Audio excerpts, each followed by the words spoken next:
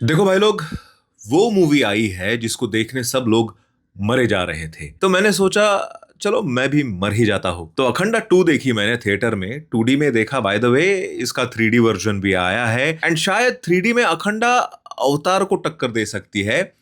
But my bad, मुझे 2D का show देखना पड़ गया क्योंकि 3D में हिंदी में नहीं आई है। यार क्यों यार, ऐसा मत करो। अब मूवी 3D में नहीं थी तो लोग थिएटर से उठकर चले भी गए थे। देखो मेकर्स, ये आपकी गलती है, ऐसा भेदभाव नहीं करना चाहिए था। चलो एनीवेज, अब मैंने मूवी देख ली है तो बात भी कर ही लेते हैं। वेल हेलो, मेरा नाम है योगी और हमारी मुलाकात बार बार होगी। देखो, अगर अखंडा का फर्स्ट पार्ट आपने देखा हो एंड आपको वो पसंद आई हो तो ये मूवी आपके लिए किसी जन्नत से कम नहीं होगी। क्योंकि you know the big reason, Balayya उनका यार अपना अलग ही और है भाई। उनको कोई फर्क नहीं पड़ता कि लोग क्या सोचेंगे अगर 65 इयर्स की एज में उनका लव इंटरेस्ट 30 या 25 का दिखाया जाए, या 65 ईयर की एज में किसी इंसान की मां 50 साल की हो।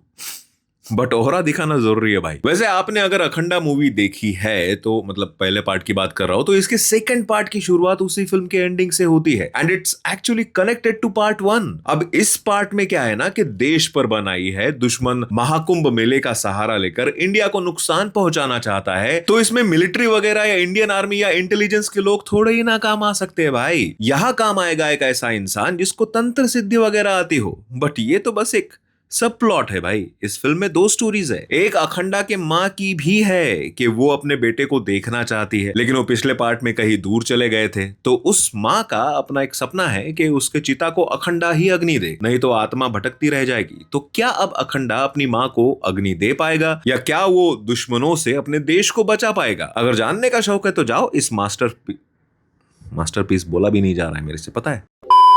अगर जानने का शौक है तो जाओ इस मास्टरपीस को देख डालो। लेकिन भाई ऐसा है ना कि आपको थोड़ा सा अपना दिमाग ना स्विच ऑफ करके रखना पड़ेगा, नहीं तो तुम लोग फालतू में लॉजिक लॉजिक करते रह जाओगे एंड मैं ये नहीं चाहता कि तुम ये सब करो। अब देखो, मूवी में ना सनातन धर्म को लेकर भी कुछ बहुत डीप मैसेजेस दिए गए हैं जो काफी अच्छे से हिट कर जाते हैं। बाय द वे एक एक बोली गई बात ऐसा दिल में जोश भर देती है ना। लेकिन उसके अलावा मूवी से कुछ एक्सपेक्ट मत करना। वो बालैया है, वो कुछ भी कर सकते हैं, चाहे हवा में उड़ना हो, बंदे को उल्टा करके उसको हाथ में ऐसे उठाकर घुमाना हो, त्रिशूल गले में घुमाना हो, मिलिट्री टैंक को उसके ऊपर खड़े होकर चलाना हो। भाई साहब कौन कर सकता है। और यहाँ तो और भी उस चीज को प्रूव करने के लिए उनमें कुछ शक्तियां भी डाल दी गई है। अच्छा, शक्तियों से याद आया, ट्रेलर में आपने देखा होगा कि कुछ सुपर नेचुरल काली कलूटी बुरी शक्तियां भी दिखाई गई है फिल्म में, जिसका देखो टेक्निकली सेंस तो नहीं बनता है। लेकिन सीधी बात बताओ ना कि ये मूवी एक उड़ता तीर है।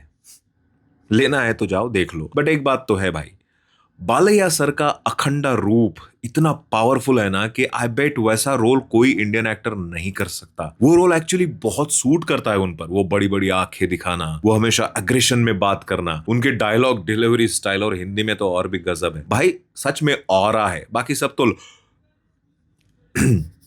अरे हाँ, लास्ट में ना एक बहुत बढ़िया सीन है भाई, एंड सच बोल रहा हूं, कोई मजाक नहीं करूंगा।